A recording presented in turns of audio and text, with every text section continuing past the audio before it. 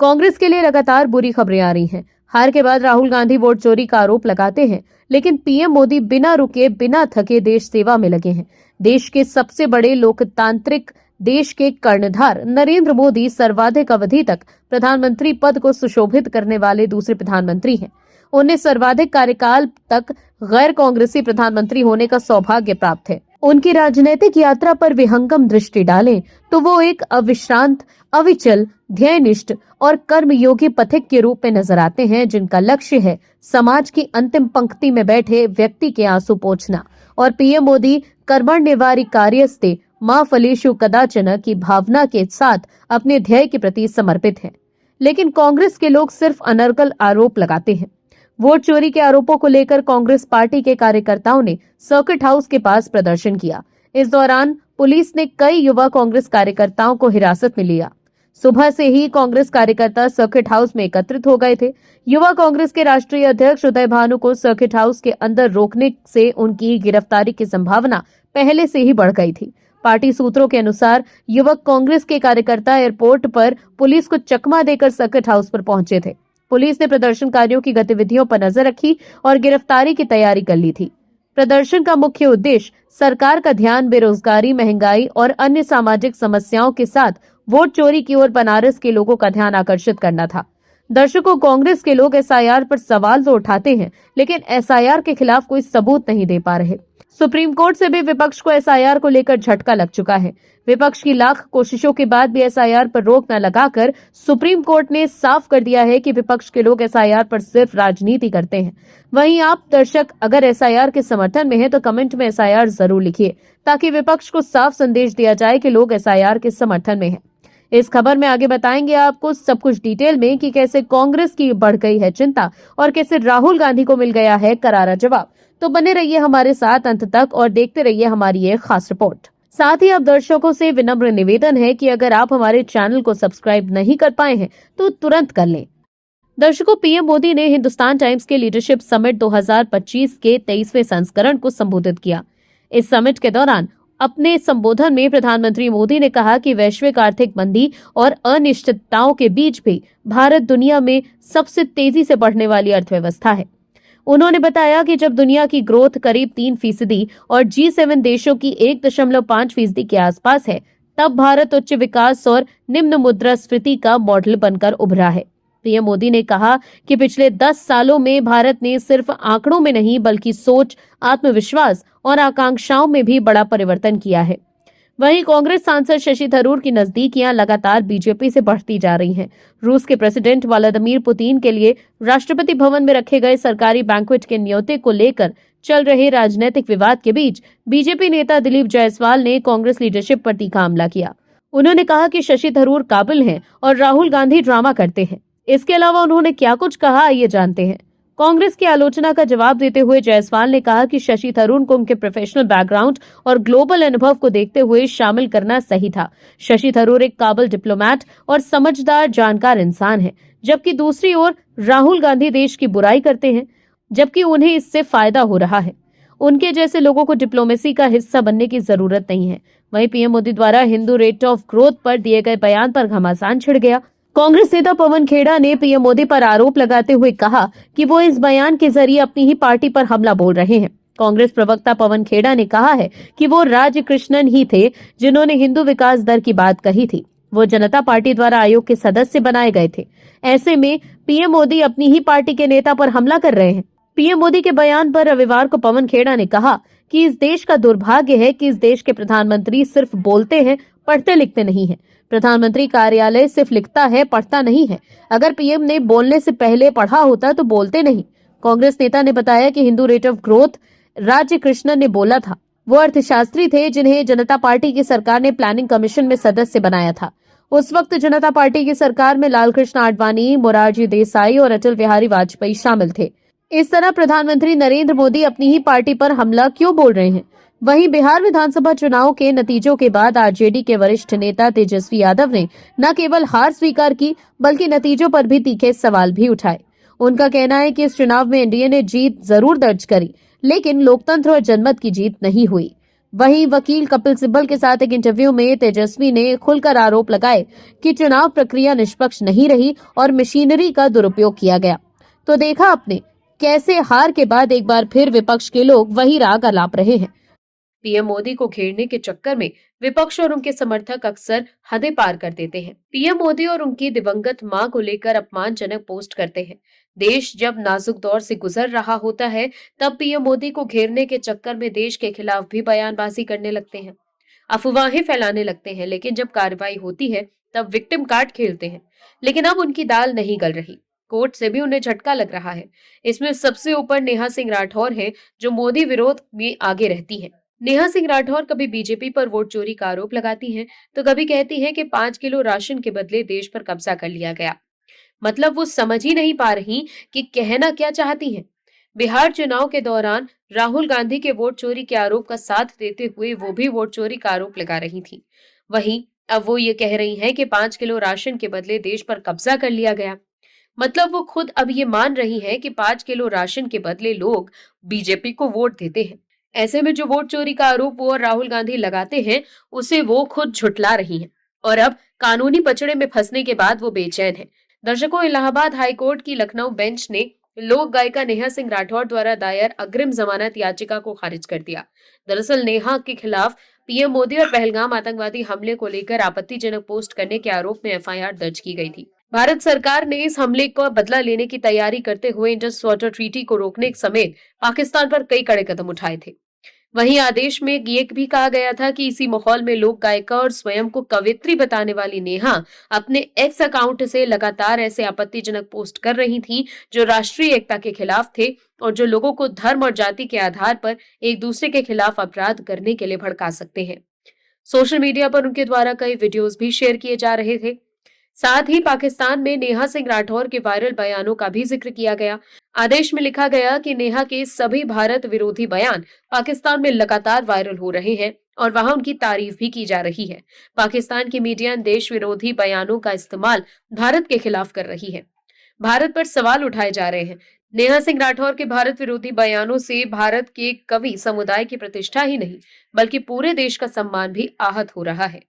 वहीं सरकार के वकील ने नेहा सिंह राठौर द्वारा इलाहाबाद हाईकोर्ट में भी दायर की गई इसी केस से जुड़ी एफआईआर रद्द करने की पुरानी याचिका का हवाला दिया। वकील ने बताया कि कोर्ट ने लोक गायिका की पुरानी याचिका खारिज कर उन्हें मामले में सहयोग देने को कहा था। हालांकि इसके खिलाफ नेहा ने सुप्रीम कोर्ट का रुख किया था और वहां भी उनकी याचिका खारिज कर दी गई थी। वकील ने इस मामले में सुप्रीम कोर्ट के आदेश का भी हवाला दिया। वहीं सरकारी वकील ने आगे ये कहा कि सुप्रीम कोर्ट द्वारा याचिका खारिज किए जाने के बाद आवेदक को जांच अधिकारी के सामने पेश होना चाहिए था, लेकिन वो पुलिस जांच से बच रहे हैं, इसीलिए उन्हें किसी भी तरह की राहत नहीं मिलनी चाहिए। साथ ही इस आदेश में नेहा सिंह राठौर का कुछ ट्वीट्स का भी जिक्र किया गया। दर्शकों, हार से परेशान विपक्ष के समर्थक अक्सर मोदी सरकार और पीएम मोदी के खिलाफ फर्जी खबर का सहारा लेते हैं। अब कार्रवाई देखकर नेहा सिंह राठौर ने एक्स पर लिखा है कि प्रधानमंत्री की आलोचना करने की वजह से मेरे ऊपर देशद्रोह का मुकदमा चलाया जा रहा है। क्या प्रधानमंत्री ही देश हैं?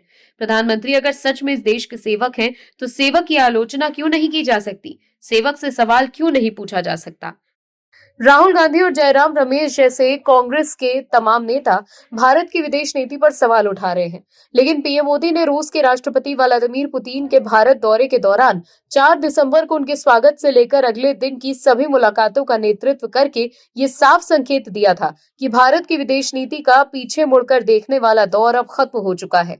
ये कदम राष्ट्रीय हितों को प्राथमिकता देने और बहुसंरेखण जैसी बातों से हटकर एक स्वतंत्र विदेश नीति की ओर बढ़ने का एक महत्वपूर्ण उदाहरण है।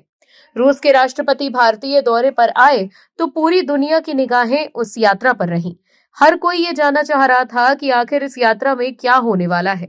हुआ भी कुछ ऐसा ही। भारत रूस के संबंध और ऊंचाई पर पहुंच गए। दोनों देशों ने एक दूसरे की दोस्ती को और मजबूत करने पर बात की। अमेरिका का भारत पर रूस के साथ अपनी दीर्घकालिक साझेदारी को कमजोर करने का दबाव बढ़ाए जाने का प्लान फेल हो चुका है। अमेरिकी राष्ट्रपति डोनाल्ड ट्रंप की रूसी तेल पर पाबंदी काम नहीं आई और न ही भारत पर कड़े टैरिफ लगाने का तरीका ही काम आया। वहीं अब भारत में विपक्षी नेता और खासकर राहुल गांधी को भी करारा जवाब मिल चुका है। दर्शकों, अमेरिका के दबाव के बाद भी भारत जिस तरह से रूस से दोस्ती मजबूत कर रहा है, उससे दुनिया में ये संदेश गया है कि भारत अपनी सामरिक स्वायत्तता से समझौता करने को तैयार नहीं है और रूस के साथ उसके संबंध अमेरिकी मांगों से बाधित नहीं होंगे। वहीं एक दौर वो भी था जब मुंबई में हुए 26/11 हमले के बाद अमेरिका के विदेश मंत्री भारत आकर पाकिस्तान पर कार्रवाई न करने के लिए दबाव बनाते थे और उस वक्त कांग्रेस की सरकार ने कार्रवाई भी नहीं की थी। लेकिन अब प्रधानमंत्री मोदी की सरकार है जो किसी के दबाव के आगे नहीं झुकती। वहीं अब पुतिन के दौरे के बाद अमेरिका के कान खड़े हो चुके हैं। भारत से ट्रेड और टैरिफ पर बातचीत के लिए एक टीम भेज रहा है, जिसके बाद 10 से 12 दिसंबर तक बातचीत होगी। मतलब आज दुनिया के तमाम बड़े नेता भारत के चक्कर काट रहे हैं और हमसे डील करना चाहते हैं। ये तो है भारत की मजबूत विदेश नीति, लेकिन फिर भी राहुल गांधी और जयराम रमेश विदेश नीति पर सवाल उठाते रहते हैं। वहीं व्लादिमीर पुतिन के भारतीय दौरे के बीच अमेरिका ने अपनी नेशनल सिक्योरिटी स्ट्रैटेजी जारी की है। इस स्ट्रैटेजी में भारत के साथ संबंधों को मजबूत करने पर जोर डाला गया है। साथ ही साउथ चाइना सी में चीन के खिलाफ अकेले मोर्चा संभालने के बजाय भारत और जापान जैसे देशों के साथ सहयोग करने के लिए कहा गया है। वहीं पुतिन ने भारत के साथ कई समझौतों पर साइन किया है। इसको लेकर अमेरिकी विश्लेषक माइकल कुगलमैन का मानना है कि इसके जरिए पुतिन और मोदी ने अमेरिका को संदेश दिया है। यूक्रेन युद्ध के बाद पुतिन की इस पहली भारतीय यात्रा के बाद अमेरिकी राष्ट्रपति डोनाल्ड ट्रंप अपने ही देश में निशाने पर हैं। पेंटागन के एक पूर्व अधिकारी ने कहा है कि भारत रूस से पहले दूरी बनाने में लगा हुआ था, लेकिन ट्रंप की वजह से नई दिल्ली और मॉस्को में दोस्ती एक बार फिर से मजबूत हो चुकी है। अमेरिकी विश्लेषक माइकल कुगनमैन का मानना है कि पुतिन की ये यात्रा भारत और रूस के बीच भागीदारी में मजबूती की फिर से नींव रखेगी। पिछले 4 साल में पहली बार ऐसा हो रहा है जब पुतिन भारत आए हैं। कुगलमैन ने यह भी बोला कि इस यात्रा से साबित हो गया है कि भारत रूस को लेकर अमेरिकी दबाव के आगे नहीं झुकने जा रहा। दर्शकों, अमेरिका के विश्लेषक भी मान रहे हैं कि भारत अमेरिका के आगे झुकने वाला नहीं, लेकिन अपने सियासी फायदे के लिए राहुल गांधी जबरदस्ती के बयान दे रहे थे कि पीएम मोदी अमेरिका के आगे झुक गए हैं। लेकिन अब अमेरिका ने ही दावा कर दिया है और उनके दावों की हवा निकाल दी है। अब रूसी राष्ट्रपति व्लादिमीर पुतिन के भारत दौरे के दौरान राष्ट्रपति भवन में आयोजित रात्रि भोज को लेकर कांग्रेस के अंदर उठ रही टिप्पणियों और विरोध के बीच सांसद शशि थरूर ने करारा जवाब दिया। कांग्रेस के लोग इस बात से तिलमिलाए हुए हैं कि पुतिन के लिए आयोजित रात्रि भोज में कांग्रेस सांसद को शशि थरूर को न्योता भेजा गया, लेकिन कांग्रेस अध्यक्ष मल्लिकार्जुन खड़गे और राहुल गांधी को डिनर पार्टी में आमंत्रित नहीं किया गया। वहीं कांग्रेस की बौखलाहट तब और ज्यादा बढ़ गई जब थरूर इस डिनर पार्टी में शामिल भी हुए, जिसके बाद गांधी खेमे में कांग्रेस नेताओं ने निशाना साधा, लेकिन शशि थरूर ने उन सब की बोलती बंद करा दी। दर्शकों, रूसी राष्ट्रपति व्लादिमीर पुतिन के सम्मान में राष्ट्रपति भवन में आयोजित रात्रि भोज में तिरुवनंतपुरम के कांग्रेस सांसद शशि थरूर की उपस्थिति ने उनके और पार्टी आलाकमान के बीच लंबे समय से चले आ रहे तनाव को फिर से उजागर कर दिया है। हालांकि इन सब के बावजूद कांग्रेस के वरिष्ठ नेता अभी तक अपनी पार्टी से नाता तोड़ने के मूड में दिखाई नहीं दे रहे। जब पत्रकारों ने थरूर से पूछा कि क्या वो निकट भविष्य में कोई बड़ा कदम उठाने की सोच रहे हैं, तो उन्होंने कहा कि मुझे नहीं पता कि ये क्यों पूछा जा रहा है। मेरा मतलब है कि मैं कांग्रेस पार्टी का सांसद हूं। मैंने निर्वाचित होने के लिए बहुत कष्ट उठाए हैं। वहीं रूसी राष्ट्रपति पुतिन के भारत दौरे के दौरान राष्ट्रपति भवन में आयोजित रात्रि भोज को लेकर कांग्रेस के अंदर उठ रही टिप्पणियों और विरोध के बीच सांसद शशि थरूर ने साफ शब्दों में कहा है कि उन्होंने इस कार्यक्रम में भाग लेने का फैसला किसी विवाद के लिए नहीं, बल्कि राष्ट्रपति के निमंत्रण और अपने आधिकारिक दायित्वों के कारण किया। उन्होंने कहा कि भारत की सर्वोच्च संवैधानिक संस्था द्वारा भेजा गया निमंत्रण ठुकराना न तो परंपरा के अनुरूप होता है और न ही शिष्टाचार के।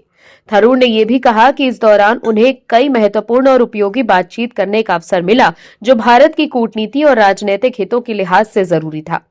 थरूर ने जोर देकर कहा कि राष्ट्रपति भवन में आयोजित भोज सिर्फ एक औपचारिक कार्यक्रम नहीं, बल्कि भारत की राजनयिक परंपरा का अहम हिस्सा है। वहीं थरूर ने यह भी कहा कि यदि विपक्ष के प्रमुख नेताओं को आमंत्रित किया जाता है तो ये भारतीय लोकतंत्र की मजबूती का सकारात्मक संदेश देता है।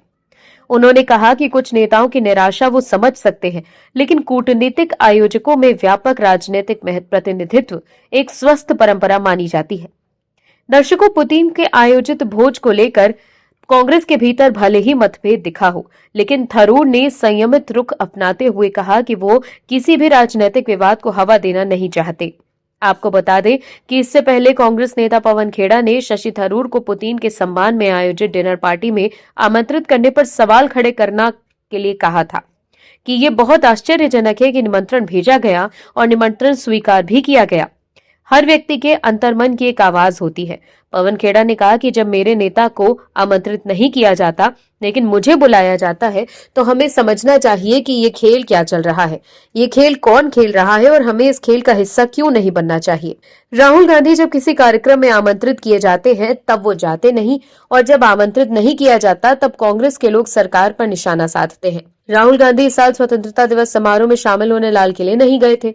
नए उपराष्ट्रपति सीपी राधाकृष्णन के शपथ ग्रहण समारोह में भी राहुल गांधी शामिल नहीं हुए थे और हाल ही में देश के नए सीजीआई सूर्यकांत के शपथ ग्रहण समारोह में भी राहुल गांधी अनुपस्थित रहे थे। ऐसे में सवाल उठता है कि जो व्यक्ति राष्ट्र के सर्वोच्च संवैधानिक आयोजनों का सम्मान नहीं करता, वो सरकार पर दायित्व न निभाने के आरोप कैसे लगा सकता है।